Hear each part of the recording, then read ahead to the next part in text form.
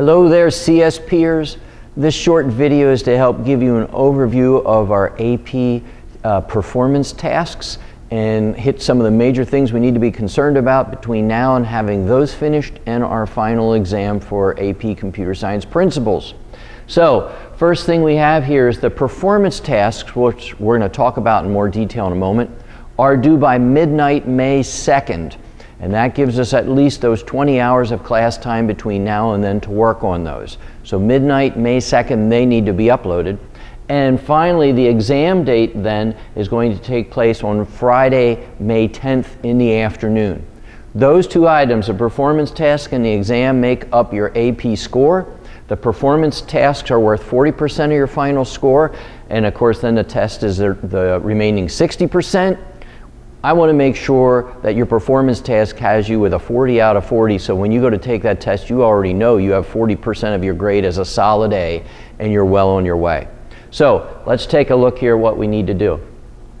First of all, I got to put a lot of resources. I have put a lot of resources on Schoology, which we're going to look at in a moment.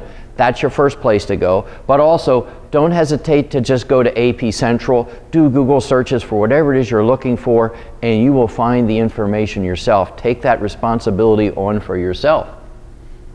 Now, these performance tasks break down into two major things. The Explore task, which we've done one of already, where you take some new innovation and research and write about it and create an artifact. And a performance task where you are going to create a program. You're going to demonstrate the running of that program and you're going to write about it. All the writing prompts are spelled out in detail, as you'll see in just a moment. So let's take a look here. If we go into our Schoology site, you're going to want to, of course, go into our AP material folder, and in there I've been adding a bunch of stuff. Stop number one would be the Digital Portfolio Student Guide. And this is put out by AP just for students to go through and make sure you understand from here everything that it is you need to do. So there would be stop number one for you. I'm not going to read through that with you now. You'll be able to do that on your own. I do want to point out some other important ones though.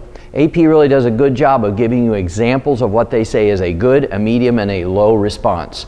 You want to concentrate on those. So if we look at the scoring guidelines, one's for Create and one is for Explore.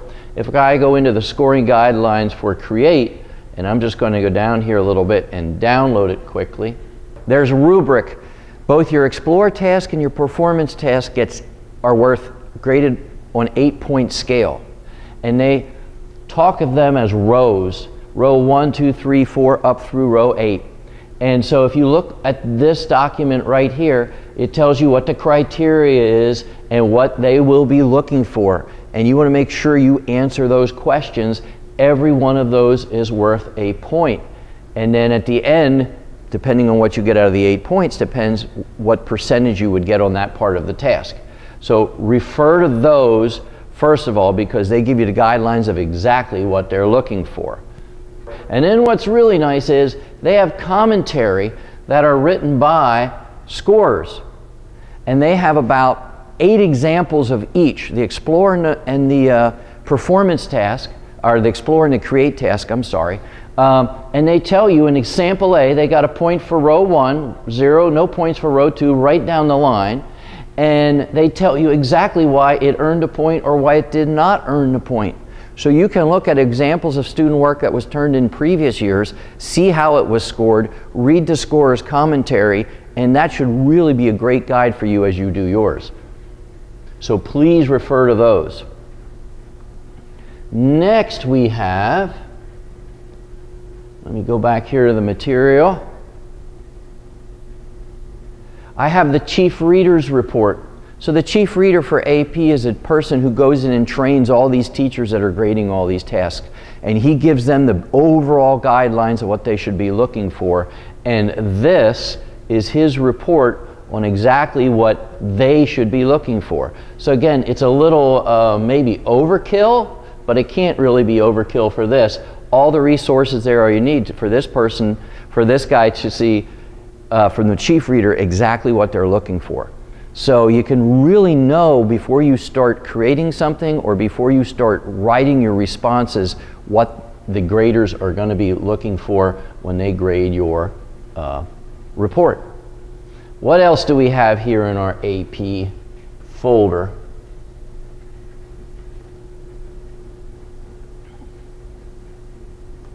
There's some task examples in the scoring.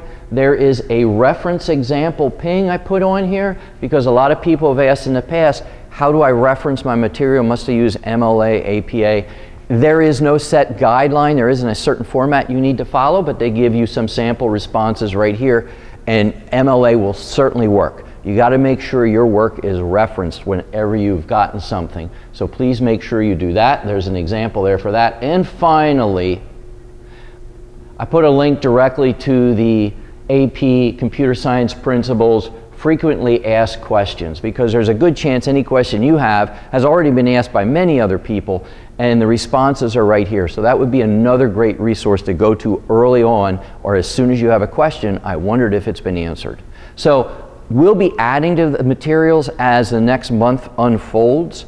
At this point in time, you don't have to worry about how you're going to submit those videos, or those explanations will be coming. What you really need to worry about now is getting started on the thing that you want to explore further. And since we did an assignment about a month ago where you picked out 5 items and hopefully did not pick the one you were really interested in for that assignment, you still have the thing that you were really interested to do that report on, and decide what kind of program it is you want to write. You may use any programming language at all. You could use Scratch. I would encourage you not to do that. You could use App Inventor. I would encourage you not to do that. You could use Python. That I would encourage you to do. You could use JavaScript, Java, any other language you might be familiar with. Just make sure you read the guidelines and you're fulfilling what they want. I am not able to help you at all with any kind of programming questions. What I can help you with is if you're not sure how to create a video, although we've done that multiple times this year, or you're not sure where to find something, those are the things I can help you with. This is really to determine how well you are able to perform on your own. I think it's a great way for AP to see what students are really able to do, not just based upon some test. And so good luck over the next 5 weeks. I will be here to help you in any way I can, but of course that is going to be somewhat limited. And I know you're going to do a good job if you put your mind to it. So more information will be coming as needed. Good luck.